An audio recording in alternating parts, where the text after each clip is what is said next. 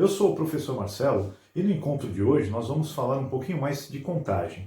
Vamos ver o que é a combinação de elementos e também vamos trabalhar com anagramas no sentido de resolver problemas de contagem. Os funcionários do hospital. Um hospital tem os seguintes funcionários: Sara Dores da Costa, reumatologista; Ina Lemos, pneumologista; Esther Elisa, enfermeira; Emma Thomas, traumatologista; Ana Lisa, psicanalista; Inácio Filho, obstetra. Letra A. De quantas maneiras os funcionários podem fazer uma fila? Letra B. De quantas maneiras os mesmos funcionários podem sentar numa mesa redonda? Lembre-se que, numa mesa redonda, se todos se mudarem para a cadeira da esquerda, a mesa continua igual. Item C. E de quantas maneiras os funcionários podem compor uma comissão formada por presidente, vice-presidente e suplente? Vamos começar então pela questão número 3 do Banco de Questões 2013, nível 2. No último encontro nós falamos sobre princípio multiplicativo e nós vimos lá como que colocavam pessoas em fila. No item A dessa questão, de quantas maneiras os funcionários podem fazer uma fila? Para a gente resolver isso, nós devemos saber apenas quantas pessoas tem. Então temos lá 1, 2, 3, 4, 5, 6 pessoas. Então no item A nós temos 6 pessoas e queremos colocá-las em fila. Basta fazer aquela operação nova que eu contei para vocês, que é o 6 fatorial. O que essa conta faz? Ela é um resumo apenas de uma multiplicação.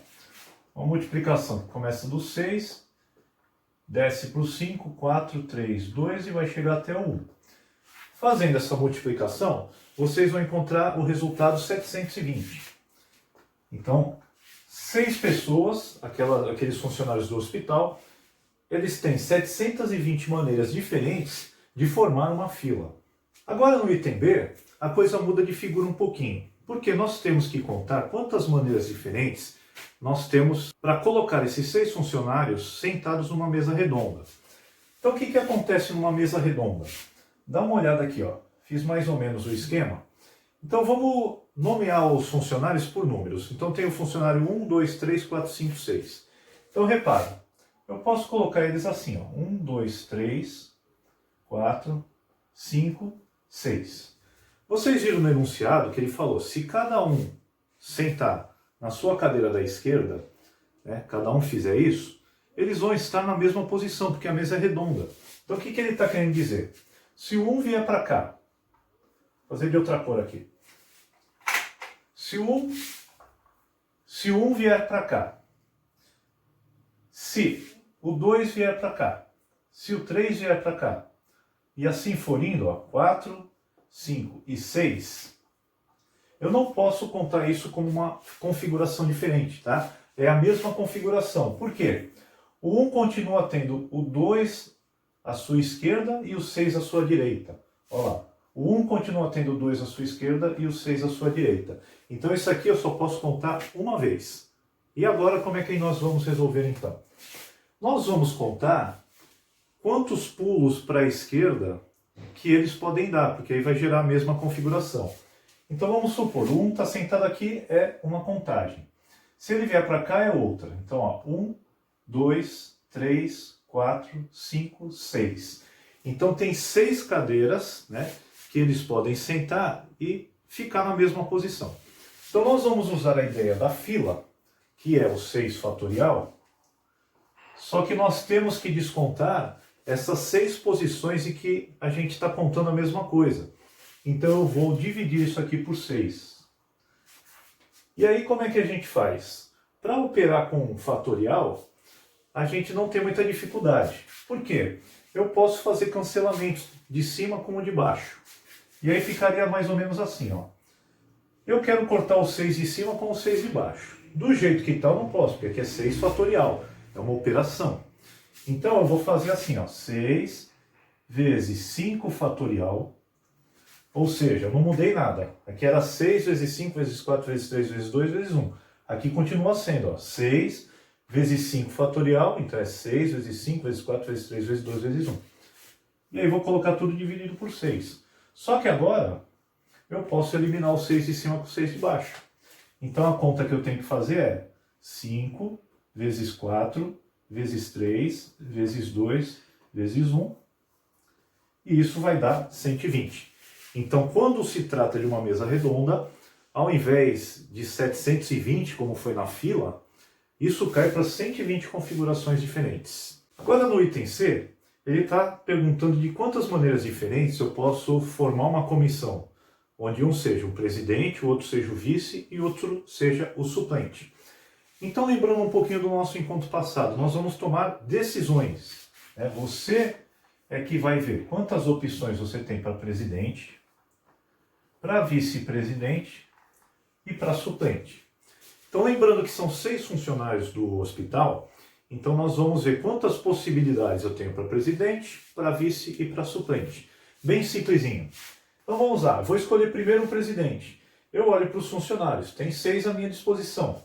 Eu posso escolher qualquer um deles, porque no enunciado não deu nenhuma restrição. Todos eles estão aptos a serem presidentes. Então 6. Escolhi um para ser o presidente. Agora eu vou lá escolher quem vai ser o vice-presidente. Quantas pessoas sobraram para mim? 5 pessoas, porque uma já está aqui como presidente. Então vou colocar os 5 e aí vou escolher o suplente e me restam 4 na minha lista. Então eu tenho 4 escolhas. E aí, pelo princípio multiplicativo, vou fazer essa conta aqui, essa multiplicação. 6 vezes 5 vai dar 30, 30 vezes 4 vai dar 120. Então, coincidentemente, também são 120 opções para uma pessoa presidente, outra vice e outra suplente. Bom, eu resolvi colocar um item extra nessa questão número 3 aí da OBMAP. O item extra diz o seguinte: de quantas formas podemos escolher 3 funcionários para representar o hospital em uma cerimônia? Aí vocês vão falar assim para mim: pô, professor, é igual ao item C, já fizemos, né? Então vamos ver se é igual realmente. Eu tenho que tomar uma escolha 3 funcionários. Então está aqui, 1, 2, 3. No item C nós escolhemos um presidente, um vice-presidente e um suplente. Tá? Então se a gente fizer igual, 6 vezes 5 vezes 4, nós vamos chegar no resultado 120. Mas será que isso aqui está certo? Vamos pensar um pouquinho. Então olha só, eu estou escolhendo uma comissão, mas aqui ninguém tem cargo nenhum. São 3 pessoas quaisquer ali. Então vamos supor que eu tenho escolhido aqui no primeiro o funcionário 1, né? Vou colocar F1, aqui o funcionário 2 e aqui o funcionário 3. Tá? Essa é uma das escolhas das 120. E aí, numa outra escolha, eu tenho feito o seguinte, ó. Escolhi o F2, escolhi o F1 e escolhi o F3, ou seja, o F2 trocou de lugar com o F1. Quando a gente fez o problema, o item C, o F1 ser presidente e o F2 ser vice, era diferente do F2 ser presidente e do F1 ser vice. Tá? Então a ordem que era escolhida importava, porque mudava o cargo. Só que agora eu não estou falando em título para ninguém, eu estou escolhendo 3 pessoas. Então uma vez que eu já escolhi o F1, F2, F3, eu não posso contar isso aqui de novo, F2, F1, F3. Tá? E isso vai acontecer várias vezes, né? Por exemplo, F3, F2, F1. É mais uma contagem que eu estou incluindo aqui, só que eu não preciso fazer essa contagem. Então, como é que a gente resolve isso?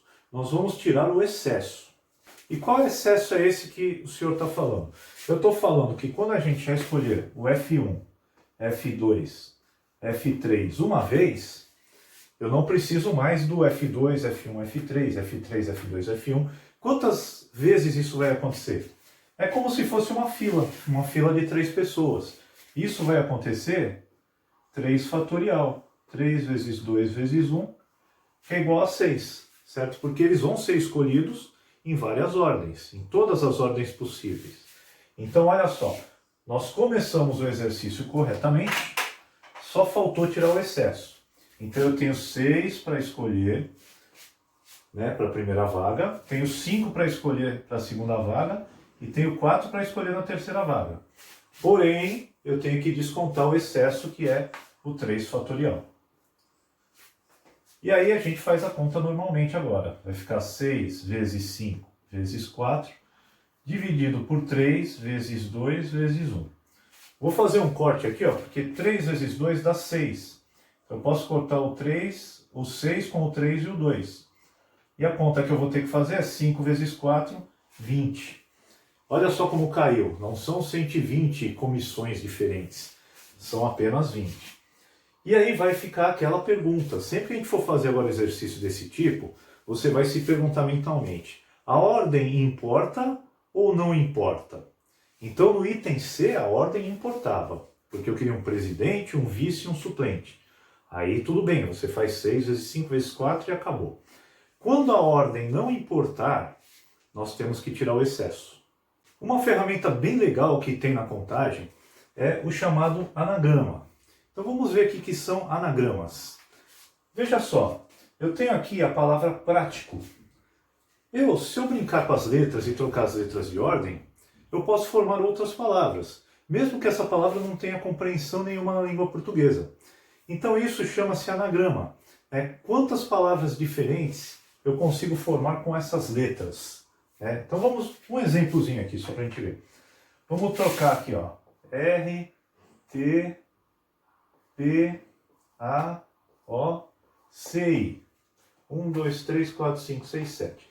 Troquei as letras de posição e formei uma outra palavra. Mas vocês nunca viram essa palavra na vida. Mas tudo bem, o anagrama ele faz essa brincadeira, mesmo que a palavra seja incompreensível.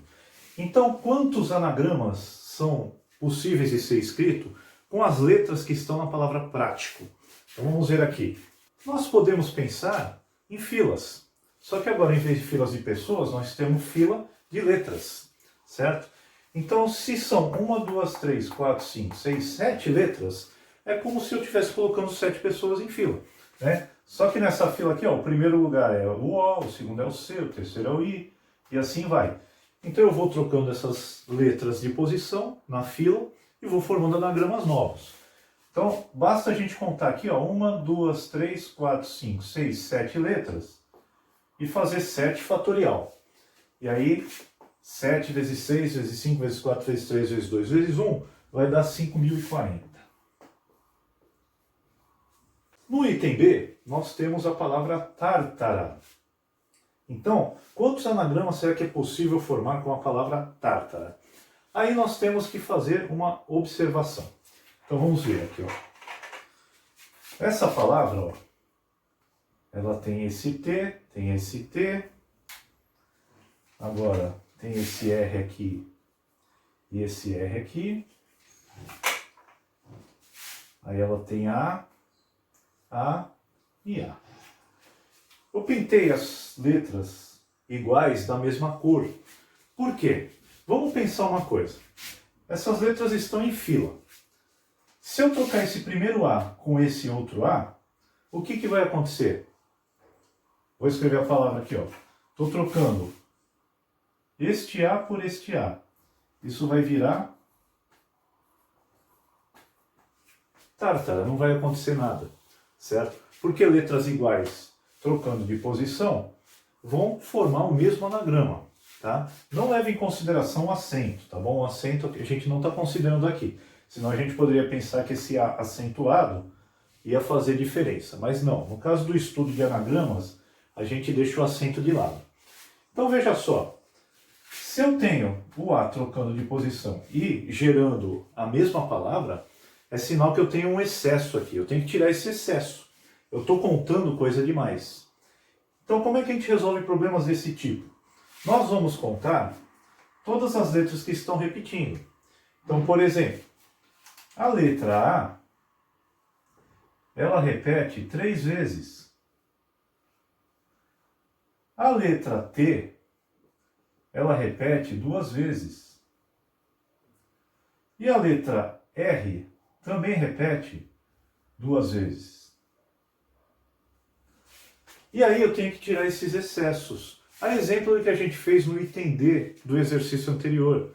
Qual que é o excesso? É a permutação de 3, aqui do A, a permutação de 2 e a permutação de 2, ou seja, essas filas individuais.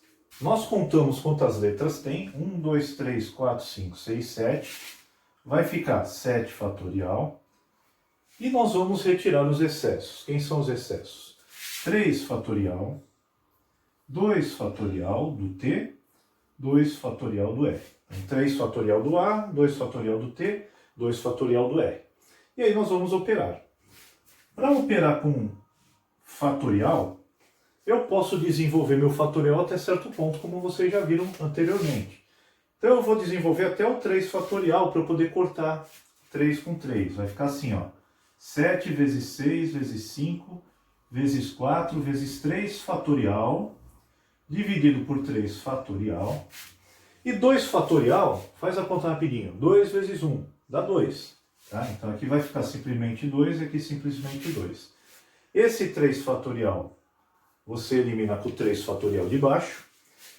Esse 2 dá para simplificar com o 4 ou dá para simplificar com o 6. Você escolhe. 4 dividido por 2 vai dar 2.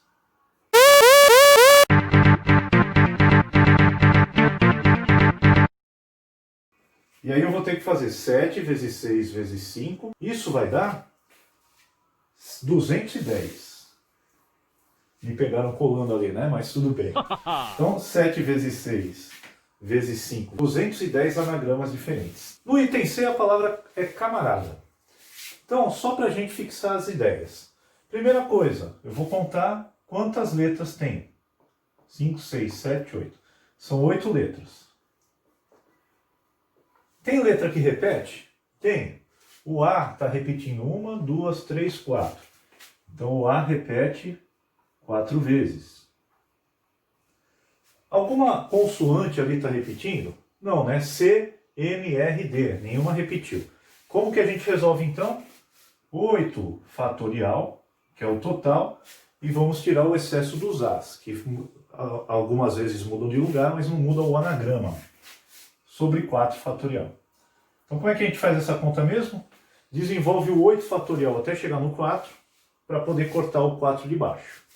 8 vezes 7 vezes 6 vezes 5 vezes 4 fatorial. Tá? Então, em vez de escrever 8 fatorial que vai até o 1, eu vou correndo até chegar no 4, aí no 4 eu deixo o fatorial. Sobre 4 fatorial. Eliminou, vai sobrar 8 vezes 7 vezes 6 vezes 5. 8 vezes 7 dá 56, 6 vezes 5 dá 30, 56 vezes 30 vai dar 1680, tá vendo? De cabeça. 1680. Então são 1680 anagramas diferentes com essas letras da palavra camarada. Pulga pula. Uma pulga que está no ponto A de uma reta pula exatamente 1 metro de cada vez, sem nunca sair dessa reta. Item A. Se a pulga quer chegar no ponto B, localizado sobre a reta, a uma distância de 5 metros à direita de A, com exatamente 7 pulos, de quantas maneiras ela pode fazer isso? Item B. Se a pulga chegar no ponto C, localizado sobre a reta, a uma distância de 5 metros à direita de A, com exatamente 9 pulos, de quantas maneiras ela pode fazer isso? Item C. É possível que a pulga chegue no ponto D, localizado sobre a reta a uma distância de 2013 metros de A, com exatamente 2028 pulos? Justifique. Questão 7, Banco de Questões 2013, o pulga pula. Então essa pulga aí, ela tem os pulos de tamanhos exatamente igual a 1 metro. No item A pulga está aqui na posição da letra A, na reta. Ela quer chegar até a B, que está a 5 metros de distância. Então os pulos dela são exatamente nos traços aqui, certo? Pode até passar, pode voltar, não tem problema. Ela tanto pula para a direita como pula para a esquerda. E ela vai dar 7 pulos, exatamente, para chegar até o B. A pergunta dele é de quantas maneiras ela pode fazer isso. Um primeiro contato com o problema, você pode fazer um teste, né? Já que a pulga está aqui, como é que ela faz para dar 7 pulos e com esses 7 pulos parar exatamente na letra B? Bom, ela pode começar para cá, né? Ela pode vir para cá, pode vir para cá, ó. 1, 2, 3 pulos. 1, 2, 3 pulos. Se ela ficar andando só para a direita, ela vai passar do 5. Ela vai parar lá no 7. Então, em algum momento, eu vou ter que dar um pulo para a esquerda. Então, vamos fazer isso agora. Volta para cá de novo. Esse é o quarto pulo. E aí, vai para lá de novo. Quinto pulo. E aí vem sexto pulo. E aí vem sétimo pulo. Tá? Ela pode tomar essa decisão aqui, mas ela pode tomar a decisão em qualquer outro lugar, certo? Mas uma coisa é certa, ela vai ter que dar 6 pulos para a direita e um pulo para a esquerda. A minha proposta, esse item A é bem simplesinho, dá até para fazer de cabeça. Mas a minha proposta é a gente usar os anagramas para resolver essa questão. Então, sabendo que ela tem que dar 6 pulos para a direita e pelo menos não, exatamente um pulo para a esquerda, então eu vou chamar de E o pulo da esquerda e o resto eu vou chamar de D, que são os pulos que ela vai dar para a direita. 1, 2, 3, 4, 5, 6 para a direita e um pulo para a esquerda. E aí eu vou formar os anagramas com essas letras aqui. Por quê? Porque aí eu vou estar embaralhando esse E, que é exatamente o pulo que ela vai dar para a esquerda. Em algum momento ela vai dar um pulo para a esquerda. Qual momento? Pode ser na saída, pode ser aqui na segunda posição, pode ser na terceira, tudo bem? Como eu disse, esse item A é bem simplesinho, dá para fazer de cabeça. Mas olha só, então eu tenho 1, 2, 3, 4, 5, 6, 7 letras, 7 fatorial, e quantas delas estão repetindo? O D repete 6 vezes. Então eu tenho que tirar o excesso do D. Então eu vou dividir por 6 fatorial. E aí agora a gente faz a conta. Desenvolve o 7 fatorial até o 6 só.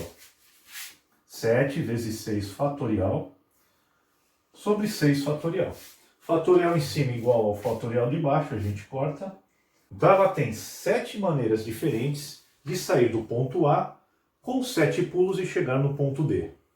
No item B, o que vai mudar? Ela também está no ponto A, a pulga. Ela quer ir até o ponto B, que está a 5 metros de distância, só que agora com 9 pulos. Então no item A foram 7, agora foram 9. A gente pode dar uma exploradinha no problema, né? Saiu daqui, então primeiro pulo para a direita. Segundo pulo para a direita. Terceiro pulo para a direita. Aí a gente para pensar, bom, se ela só for para a direita, ela vai ultrapassar os 5. Então ela vai ter que voltar em algum momento. Então vamos voltar agora. Quarto pulo, primeiro para a esquerda. Agora ela volta para lá. Quinto pulo. Sexto pulo. Olha só, já está quase ali no B. Ela deu 6 pulos. Se ela continuar, 7, 8, 9, ela vai passar também. Então eu vou ter que voltar mais uma vez aqui. Então vamos voltar nesse ponto aqui, ó, para a esquerda. 7, 8 e 9. Então, desse nosso teste, o que a gente percebeu? Eu vou ter que dar 1, 2, 3, 4, 5, 6, 7 pulos para a direita e 2 pulos para a esquerda. E aí veja que o item B já não está tão fácil quanto o item A. Porque esses 2 pulos que ele tem para dar para a esquerda, ele pode fazer em momentos bastante distintos. Então, nesse caso aqui, o anagrama é muito bem-vindo, né? Por quê? Eu sei que ele tem que dar 2 pulos para a esquerda, pode ser aqui no começo, né? Esquerda, esquerda, direita, direita, direita, direita, até chegar lá. 1, 2, 3, 4, 5, 6. 1, 2, 3, 4, 5, 6, 7. Então, 2 para a esquerda e 7 para a direita para ela poder chegar no B. E aí a gente vai ver quantos anagramas são possíveis de se fazer isso. Uma coisa que eu gostaria de chamar a atenção é que cada vez que a pulga pula para a direita e volta para a esquerda, ela fica no mesmo lugar. Ou seja, cada pulo que ela dá para a esquerda anula um pulo da direita. Ó, um da esquerda anula um da direita. Um da esquerda anula um para a direita. Quanto sobra? 1, 2, 3, 4, 5, que são os 5 metros para ela chegar até lá. Eu estou comentando isso agora porque isso aqui vai ser usado no item C. Mas, primeiro vamos resolver agora o item B. Voltando para o anagrama. Então nós temos 1, 2, 3, 4, 5, 6, 7, 8, 9 letras. 9 fatorial. E agora eu tiro os excessos. Quem são os excessos? O E, que aparece 2 vezes, e o D, que aparece 7 vezes. Então vamos lá. 2 fatorial, 7 fatorial. Tá mais legal de cortar o 7, né? Porque o 7 é maior. Então eu vou desenvolver o 9 fatorial só até o 7. 9 vezes 8 vezes 7 fatorial, dividido por 2, o 2 fatorial nós já vimos que dá 2, vezes 7 fatorial. Aí o que eu faço? Elimino o 7 fatorial. Além disso, o 8 dá para dividir por 2. Então 8 dividido por 2 vai ficar 4. 9 vezes 4, 36. Então nesse item B, ela tem 36 formas diferentes para fazer os pulos dela, sair do ponto A e chegar exatamente no ponto B. Agora no item C, ele resolve dar uma exagerada aqui na distância que essa pulga vai percorrer. Ou seja, ela vai percorrer aqui do ponto A até o ponto D, que está a 2.013 metros de distância. E ela quer usar para isso 2.018 pulos. Nós vamos recordar aqui um assunto que a gente viu em outro encontro, que se chama paridade. Paridade estuda o efeito dos números pares e ímpares. E uma das coisas que a gente estudou é que se um número par é somado com outro par, o resultado é sempre par. Se um número ímpar é somado, adicionado com outro ímpar, sempre o resultado vai dar par também. Só vamos ter um resultado ímpar quando a gente soma um número par com um número ímpar.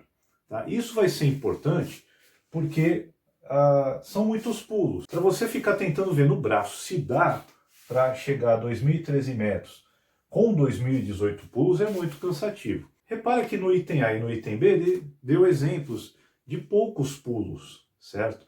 Isso faz a gente ter uma reflexão do que vai acontecer se a coisa for muito longe. Então ele deu uma dica sutil no item A e no item B, que foi aquela que eu comentei com vocês. Então vamos reparar uma coisa aqui, ó. Uma pulga que dá 7 pulos, sendo os pulos dessa forma aqui, ó. Esquerda, esquerda, direita, direita, direita, direita, direita. 2 mais 5, 7. Olha só, 7 pulos é uma quantidade ímpar de pulos. Então, vamos anotar aqui. E aí eu comentei com vocês no item B que para cada pulo para a esquerda, anula um pulo para a direita. Então, para cada pulo da esquerda, eu elimino um da direita. Ou seja, o que vai acontecer aqui?